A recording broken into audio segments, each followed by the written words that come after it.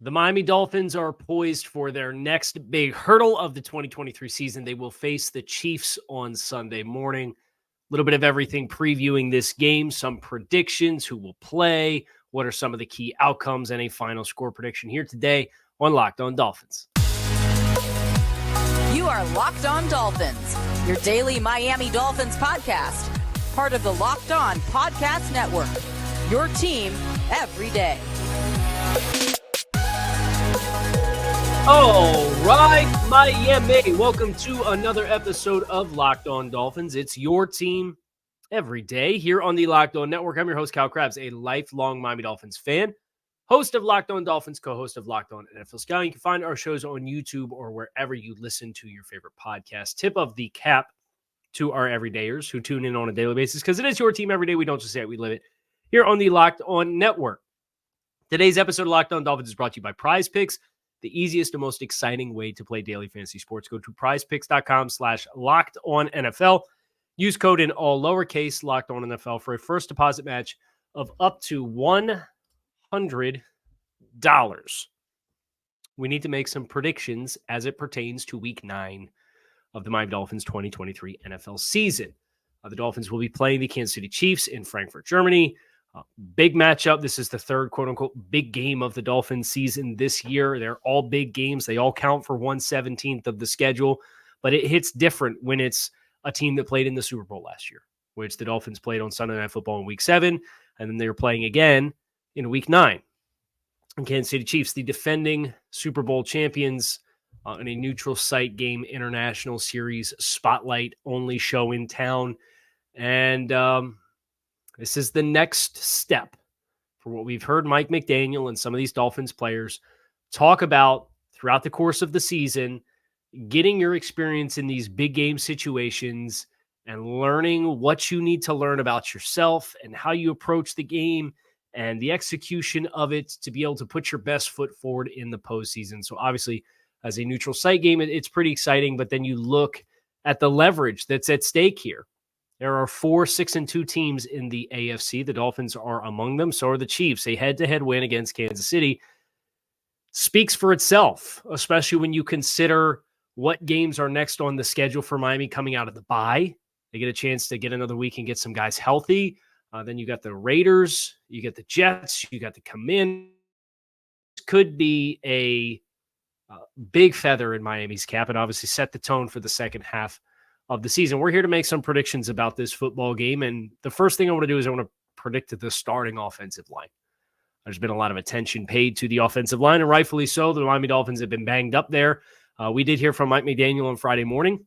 They will continue to be banged up there. Rob Hunt's been ruled out with the hamstring issue that he incurred against the New England Patriots in Week 8, which is a bummer because I think that's the guy you're going to be down, but I think you get 2 guys back. So my prediction for the starting offensive line is Teron Armstead at left tackle. I do think he will get activated in time to play in this football game. The Mike McDaniel phrasing in the Friday press conference, very optimistic. He said, we still got to see how Friday goes, of course, go through that process. But they seem very optimistic. And Mike sometimes will tell you stuff without telling you stuff. And in the same way, Connor Williams, I think you get both of those guys back. So I think left to right, Teron Armstead, Rob Jones, Connor Williams, Lester Cotton, Austin Jackson will be your starting 5 up front for Miami in this game. Getting Teron and getting Connor is huge for the execution of this passing game and running game against Kansas City with their defensive line that has some impressive talent on it that the Dolphins are going to have to accommodate for. But just listening to Mike talk on Friday about both those guys, he said that the extra week for Connor was very helpful. He said it earlier in the week that he was optimistic for his outlook to play. He hasn't said that in past weeks. And for him to come out and say they're very optimistic about Teron Armstead and his outlook of getting activated sooner rather than later, that verbiage hasn't been there for some guys. If Mike is not anticipating you having a high likelihood of playing, he kind of passes the buck, right? He doesn't want to put the timeline on it to be unfair to the players, as he's alluded to. But on both of these cases, they have certainly hinted at getting both of them back. I think they will get both of them back. Now, what that does for you up front offensively, I think that gives you as good of a chance as you could have minus Isaiah Wynn and Robert Hunt, your two starting guards who will be out of this game, to block up front against Derek Nottie and Tershawn Wharton and Chris Jones and George Karlaftis and Charles Omenihu and Mike Dana. A really good front for Kansas City. Now, what I think I'm mindful of with Kansas City and how I think they're a little different than Philadelphia. Philadelphia has these quick twitch edge guys in Josh Sweat, Hassan Reddick, Brandon Graham, maybe not so much anymore as a longer in the tooth player, but I'm looking at what went wrong against Philadelphia, and I'm trying to draw the parallel to what Kansas City has to offer. And the good news is Miami dealt with a player who was as disruptive as I think Chris Jones can be and Jalen Carter. They dealt with that already. They've got experience with a player of that level of disruptiveness, but you did have Connor for that game. And if you get Connor back for this game, I think that certainly helps with the communication and the timing. And if the timing of the offense is crisp, that can help negate some of those disruptive plays with his quick twitch and his ability to collapse the pocket. Now, you do have two heavy anchored guys in there at guard. So if you can play with bumpers around Chris Jones, I do think you have guys who can hold their own, where you think about Liam Eichenberg as not being the most stout anchor guy inside.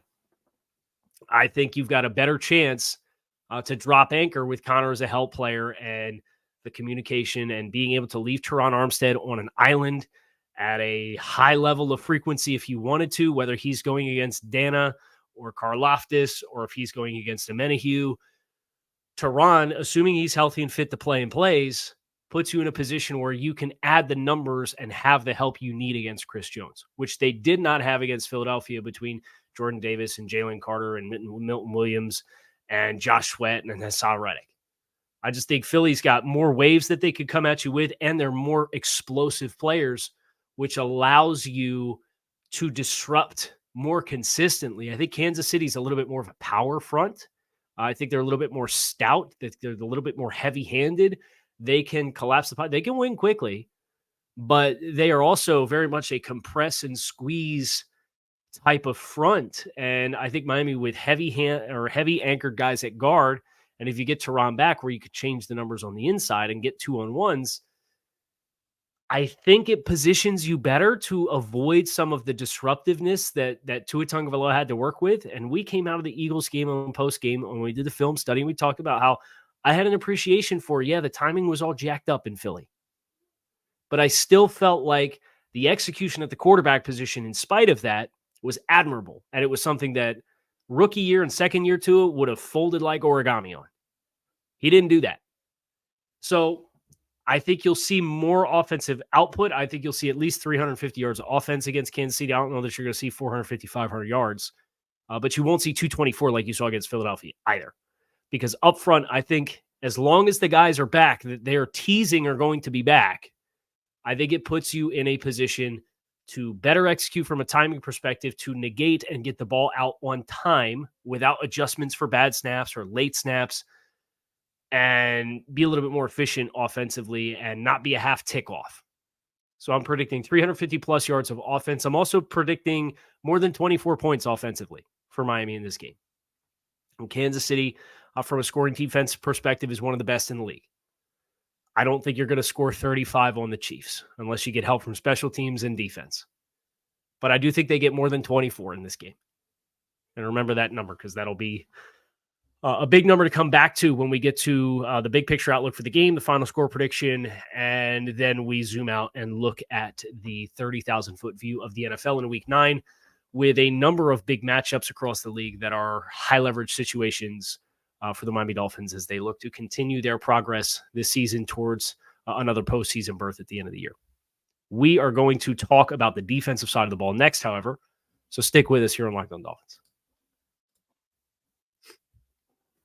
PrizePicks is the largest daily fantasy sports platform in North America, and they are also the easiest and most exciting way to play daily fantasy sports because it's you versus the numbers. Instead of battling against thousands of other players, including pros and sharks, you pick more or less on 2 to 6 player stat projections, and if you hit them all correctly, you can watch your winnings roll in. I'm a big fan of picking stat projections for NFL games and NFL players, but they have a bevy of sports and athletes and stats for you to choose from. You can sew it together however you would like to. You can make easy selections from your phone in 60 seconds or less.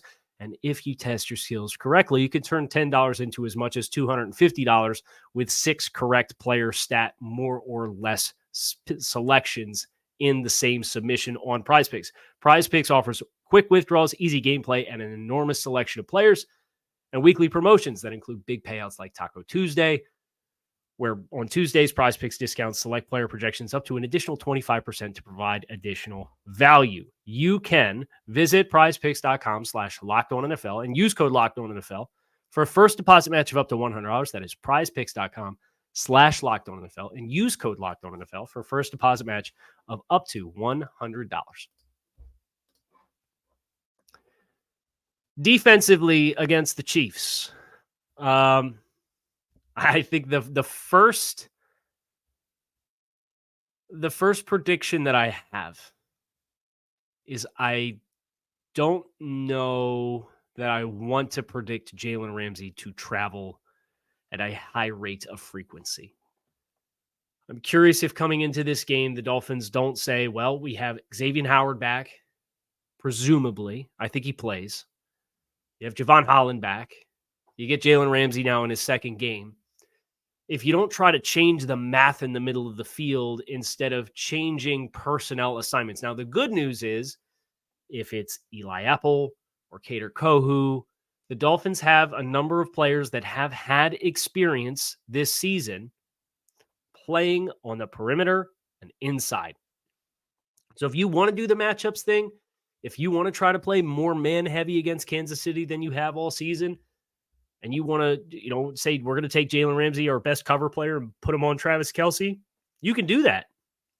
I don't think that they will, or at least not in anything more than some potential third down, high leverage situations.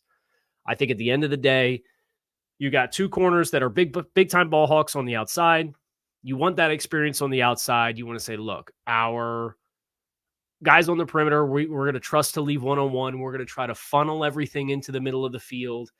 And because we have 9 bodies that we trust, we're going to put a lot of bodies in the middle of the field to try to bracket Travis Kelce with leverage against the interior guys. Now, that has not necessarily yielded a ton of success against Miami thus far, but I do wonder if with Jalen Ramsey and Xavier Howard, the amount of support that you can give your linebackers and not rely on the safeties to be in such a conflict position will help. And what I mean by conflict position is if I'm the backside safety away from the formational strength, I really got to honor in-breaking routes from that backside receiver. But if I trust Jalen Ramsey or Xavier Howard to plaster that guy, then all of a sudden I'm 2 steps further in towards anything coming across the middle to the formational strength. And instead of being a half tick late, I can maybe buzz down in there and get my nose into the catch point or potentially jump a throw if they're going to run cross or special or basic route, like anything that would break inside.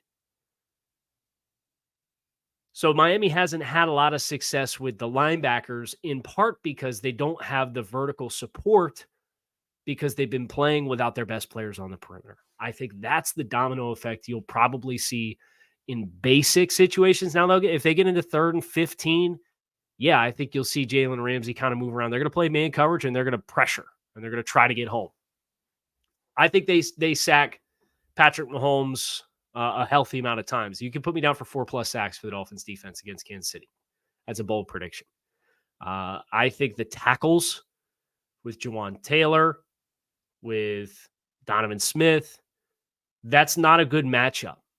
And I think the guys on the inside and Trey Smith's been a little bit up and down in protection.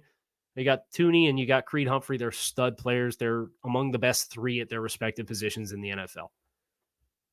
Trey Smith is an absolute mauler in the run game. I'm curious, how patient is Kansas City going to be to come out and run the football? But even if they're relying on that interior trio, Jawan Taylor and Donovan Smith, I think you can still have edge guys that can win one-on-one matchups. And you've seen the Dolphins do this quite frequently, where they are taking that defensive end, whether it's Bradley Chubb or Jalen Phillips, and they are crashing them hard down across the face of the tackle. And they're trying to steal the B gap that way. And then that player is either winning and then uncovering, or still has the athleticism to play off and get width if the back is going to bounce the run.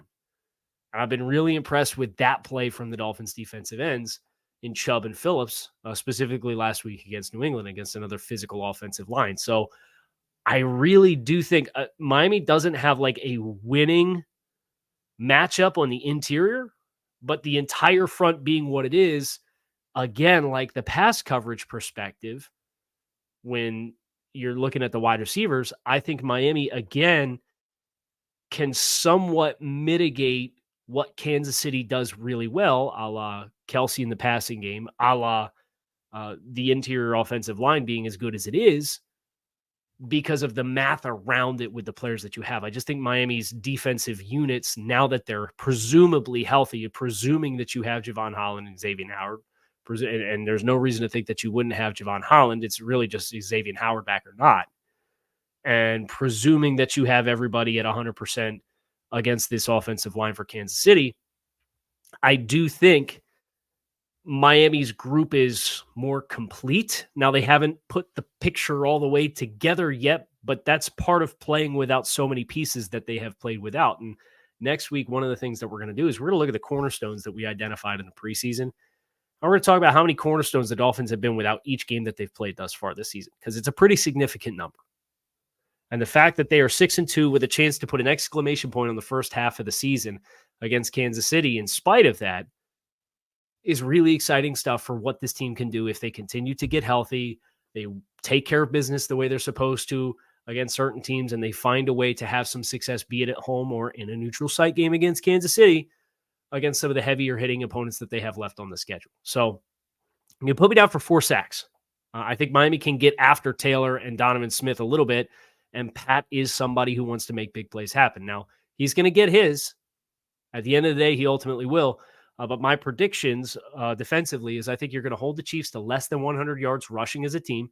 And if they get it, it's going to be on a large part because of Patrick Mahomes. And then I also think you are going to tag Pat for more than 4 sacks. What does that mean for the game? What does that mean for the score? That's next here on this episode of Locked On Dolphins. So stick with us. So I'm going to have to thread the needle here on Sunday pretty carefully because the Dolphins kick off at 9:30, and then there's a whole slew of games at 1 o'clock. Now, we'll do a post-game show, but one thing I don't do is work well on an empty stomach, which is why I'm glad that DoorDash is going to be at my disposal so I can make sure I order the perfect lunch. I'll probably order it around the end of halftime of Dolphins Chiefs. I've got a couple restaurants up my way that I'm a really big fan of. Green Turtle's got some really good sandwiches. There's a new Italian place that I saw is just getting put on that I'm excited to try. If I'm in the mood for a Mexican food, they have El Tolteca that I'm a big fan of. Everybody who listens to Locked On NFL Scouting knows I'm a big fan of Mole Poblano. So DoorDash has me covered on game day, and they can also have you covered on game day, whether you are prepping for a tailgate, whether you want your own post-game victory meal, whether you want to make sure that you got the family set up so that you can be in front of the TV and watch the games as it all unfolds.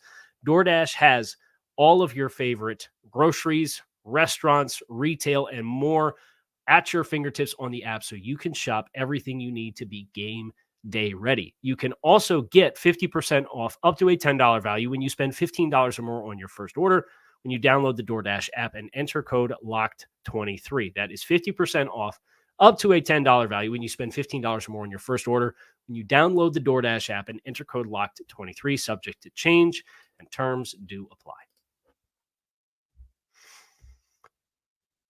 Prediction time, and then we'll talk big picture. I'm picking the Dolphins to win with the transparency of when the schedule came out at the beginning of the season, or I guess in May. And then we did the final schedule prediction at the end of the preseason, this was a game that was predicted as a loss for the Dolphins. So don't be surprised if the Dolphins don't win the game. Mike McDaniel's got great perspective. He was asked on Friday about it. He said, look, there's going to be one or two narratives about the Dolphins coming out of the game on Sunday. If we beat the Chiefs, we're going to win the Super Bowl. If we lose the game and we lose to the Chiefs, we can't beat good teams. At the end of the day, and Pete Carroll had something very similar in talking about their matchup with Baltimore this week. It's about getting yourself ready to play your best football late. This is a great opportunity for the Dolphins to apply some of the lessons that they've learned, come through in big moments, play a big-time opponent, and potentially win a football game to plant your flag in the ground. But no matter what, everything that we want for this Dolphins team is still on the table. Keep that perspective in mind. But I am going to pick I'm going to lean into the Dolphins losing to the Bills, and I'm going to lean into the Dolphins losing to the Eagles and say, hey, there was improvement from the first time to the second time. There were some adverse situations. The personnel is different. I think Kansas City is a team that obviously they lost 24-9 to the Broncos last week. They're going to be smarting from that. They're going to be trying to bounce back from 5 turnovers offensively. They haven't rushed for 100 yards since week 4 against the Jets when they rushed for 204. But I take all that, and I still think this is a prime opportunity for the Dolphins to do some things differently that they haven't done, and that can be the difference, both offensively and defensively, from the offensive line personnel to the secondary personnel, and how that math changes everything that you do defensively. The Chiefs this season, just to kind of overview the points scored that they have posted this year. They scored 20 against Detroit. They scored 17 against Jacksonville. They scored 41 against Chicago. They scored 23 against the Jets. They scored 27 against the Vikings. They scored 19 against the Broncos. They scored 31 against the Chargers. They scored 9 against the Broncos the second time that they played. They're averaging 23.4 points per game. That's 12th in the NFL. You can put me down for 20. Give me Dolphins 27-20 in this football game. I think the Tyreek Hill element, you could talk about how Pat Mahomes and the Chiefs are getting all ramped up to play the game, and the bulletin board material for Tyreek, all that's fine and dandy. I think the Dolphins have a couple needle movers. They get a needle mover offensively in Tyreek Hill. Now they get a needle mover defensively in Jalen Ramsey, who have they're let's be honest, they've been there, done that kinds of players. They've won championships. And having their presence within this game of this magnitude, and having both of them, is something I'm willing to put on my Locked On Dolphins host hat and say I'm a lifelong Miami Dolphins fan, and I'm going to choose to believe that they can win the game.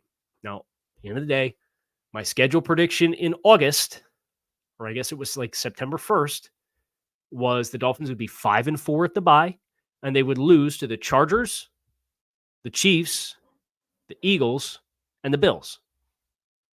You're going to be ahead of schedule either way. But man, oh man, is this a pristine opportunity. And Detroit, Jacksonville, New York, Denver. Those are games on this schedule where the Chiefs didn't score 24 points. I think Miami can hold them to 20.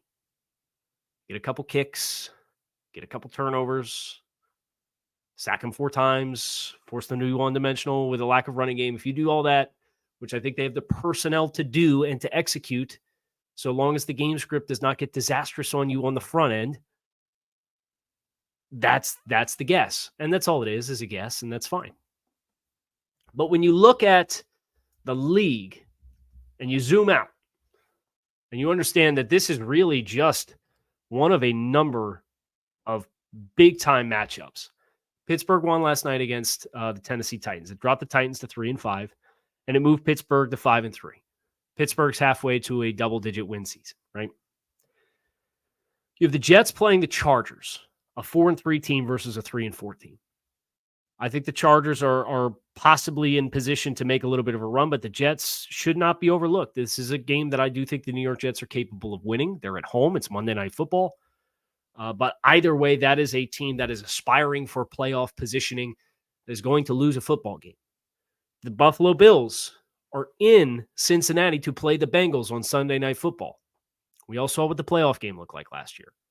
I think if it was in Buffalo, I feel better about Buffalo kind of building off of their win this past week with a little bit of extra rest against the Tampa Bay Bucks. but it's in Cincinnati, and the Bengals are hot. They whooped the 49ers last week. And I understand Trent Williams didn't play. I understand Deebo Samuel didn't play. Brock Purdy didn't look good. All that being said, I think Cincinnati with Jamar Chase, there's just an element of mismatch there that Buffalo being down Trey White, now they don't have Matt Milano in the middle of the field. They don't have Daquan Jones to push the pocket inside as a pass rusher. Von Miller's not all the way back, even though he's back on the roster. The Bills are you're potentially looking at the Bills losing to the Bengals, and you're potentially looking at the Jets losing to the Chargers. Now, New England plays the Commanders, but the Dolphins are full 5 games up on New England at this stage. Like 4 games in the standings, and they swept them. So you can go ahead and put the Pats to bed. They ain't coming back from that. You don't got to worry about the Pats anymore. So what a world you could live in where the Dolphins beat the Chiefs, the Bengals beat the Bills, and the Chargers beat the Jets. You would go into your bye with 2-game lead in the loss column over both the Jets and the Bills. And you would be the only team in the division with a winning record in the division. But even if you lose, the worst that you could do is be tied with the Bills with a loss in a head-to-head situation, and you'd be a half a game in front of the Jets going into your bye week. The rest of the league, Baltimore is home against Seattle. It's a big game. It's about the only other big game that you have from an AFC conference standpoint. You also have the Raiders, who is going to be your next opponent. They're at home against the Giants. They'll probably get the fired head coach bump and play well against New York. I actually kind of expect them to win that game. And then the Raiders are at home against the Jets the following week when you were on the bye. We'll talk about week 10 down the road. But that's where we are at. You got 4 big-time AFC matchups. Baltimore against the Seahawks, hosting a 5-2 football team. The Jets hosting the Chargers on Monday Night Football. The Bills visiting the Bengals on Sunday Night Football. And Miami's own kickoff. And the Dolphins get a chance to set the tone early if they are able to win the game against the Chiefs in Germany. Final score prediction here on Locked On Dolphins is 27-20 Dolphins. We'll see what happens. Keep it locked in right here on Locked On Dolphins. It is your team every day. I'll be back in the post-game after Week 9 performance in Germany. Here's to a Dolphins win. Enjoy the rest of your week, and I will talk to you all again on Sunday. Fins up.